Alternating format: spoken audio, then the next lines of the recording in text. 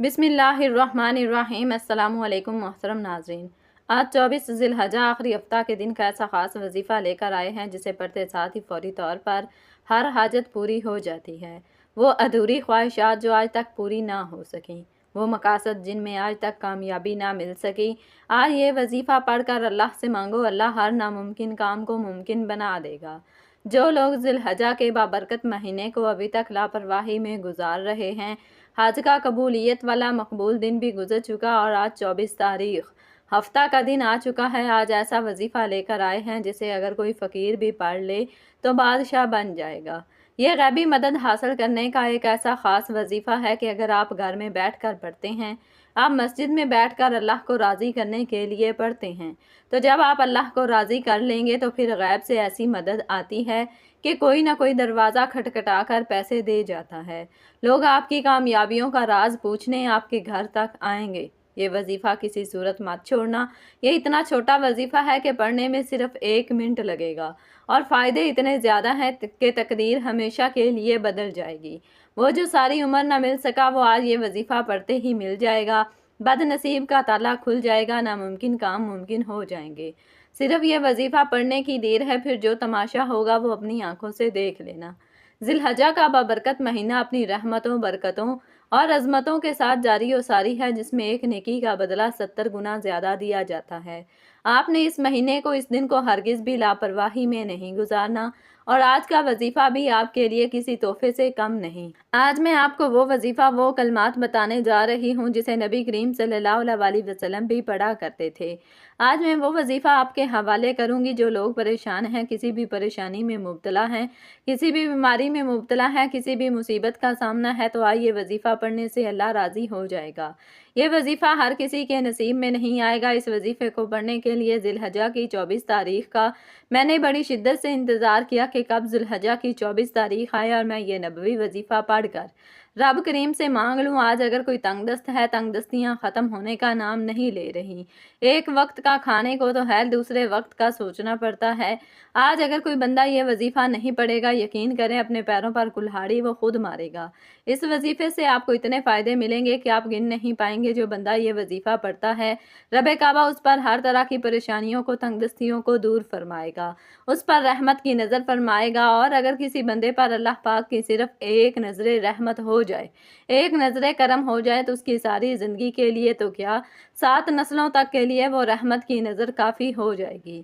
آپ چاہے دنیا جہان کے کسی بھی کونے سے تعلق رکھتے ہوں، آپ انڈیا سے ہیں، پاکستان سے ہیں، بنگلہ دیش، جاپان، مسقط، دنیا کے کسی بھی کونے سے آپ کا تعلق ہے، جب بھی آپ کے ملک میں ذی الحجہ کی 24 تاریخ ہفتہ کا دن آ جائے تو آپ نے یہ وظیفہ کسی صورت نہیں چھوڑنا۔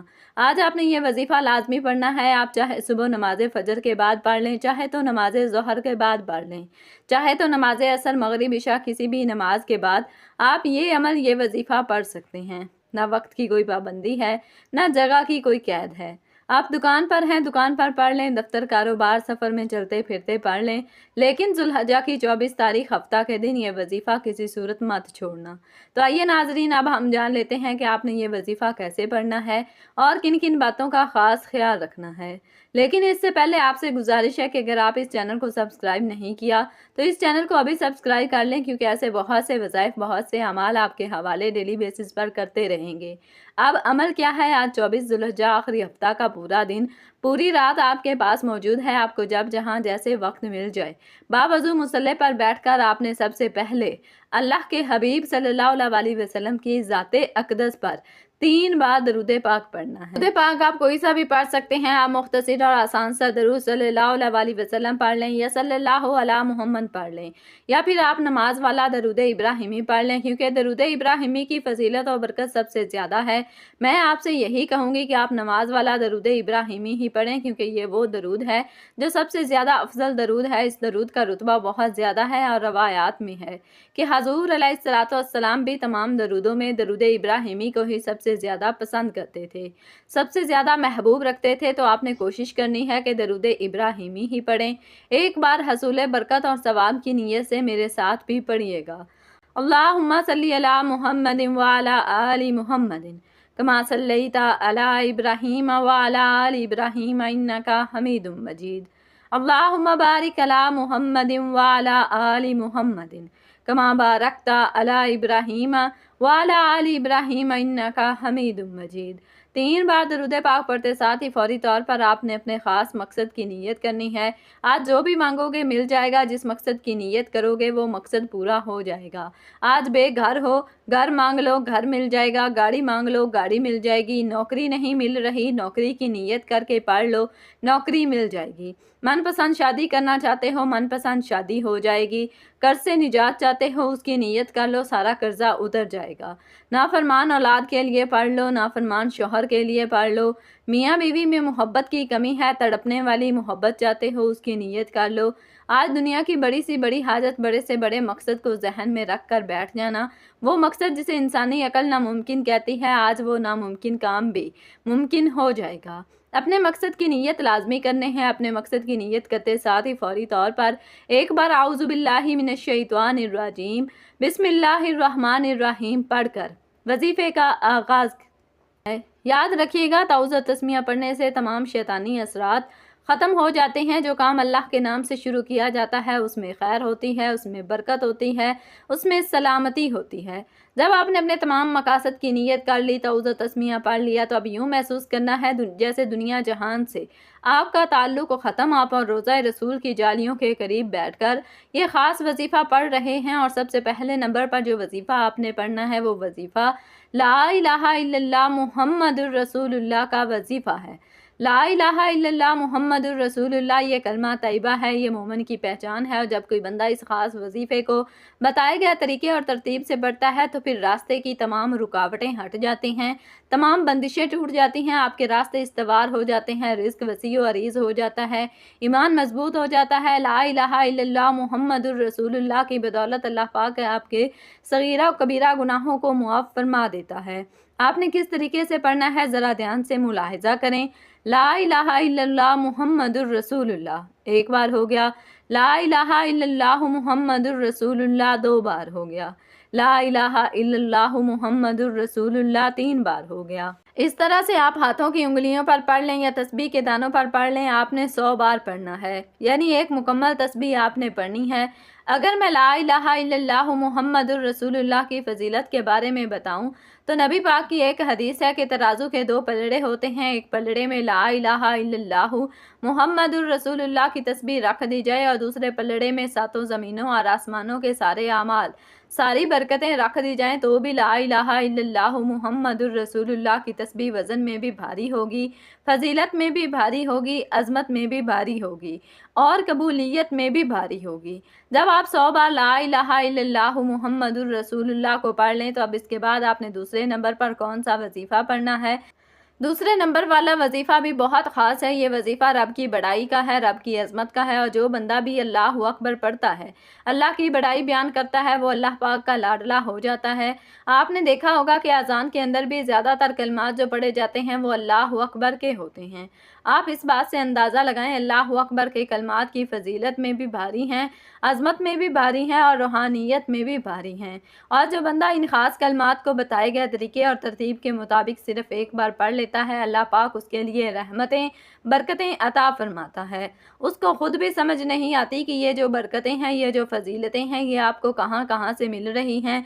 आपने अल्लाह अकबर को किस तरह पढ़ना है और कितनी बार पढ़ना है, ये आप ज़रा ध्यान से मुलाहिज़ा करें। अल्लाह अकबर 1 बार हो गया, अल्लाह अकबर 2 बार हो गया, अल्लाह अकबर 3 बार हो गया। इस तरह से आप अल्लाह अकबर को हाथों की उंगलियों पर पढ़ लें या तस्बीह के दानों पर पढ़ लें। आपने सिर्फ 11 बार पढ़ना है। अल्लाह फरमाता है कि जो शख्स मेरी बड़ाई बयान करता है, मुझे अल्लाह अकबर से पुकारता है, मैं रब उसके मुंह से निकली हर बात पूरी करता हूँ। जब आप 11 बार अल्लाह अकबर पढ़ लें तो इसके बाद फिर तीसरे और आखिरी नंबर पर आपने कुरान पाक की एक सूरत पढ़नी है जो कुरान मजीद से सबसे छोटी सूरत है, लेकिन उसके कमालात बहुत ज़्यादा हैं। इस सूरत ने फजीलत के एतबार से कुरान मजीद की सब सूरतों को पीछे छोड़ दिया। ये ऐसी सूरत है जिसे पढ़ते ही कामयाबी मुकद्दर हो जाती है, जिसे पढ़ते ही रिज़्क के दरवाजे खुल जाते हैं, जिसे दौलत का ख़जाना कहा जाता है, जिसे कामयाबी का राज कहा जाता है। आपने तीसरे नंबर पर सूरह कौसर को पढ़ना है। सूरह कौसर की तिलावत समाअत फरमा लें।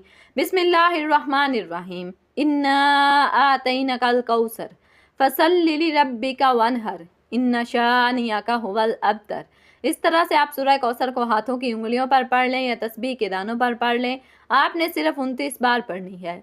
ये सूरह मुबारक आज तक जिसने पढ़ी, रब करीम ने बेरोजगारी से निकालकर, मोहताजी से निकालकर, तंगदस्ती से निकालकर कामयाबी को मुकद्दर में लिख दिया।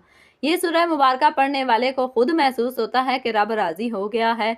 पढ़ने वाला खुद महसूस करता है कि रब ने उसके लिए दौलत के दरवाज़ों को खोल दिया है। आज अगर आप में से कोई बे औलाद बैठा है, औलाद के लिए पढ़ ले। कोई बेटे का ख्वाहिशमंद है, बेटे के लिए पढ़ ले।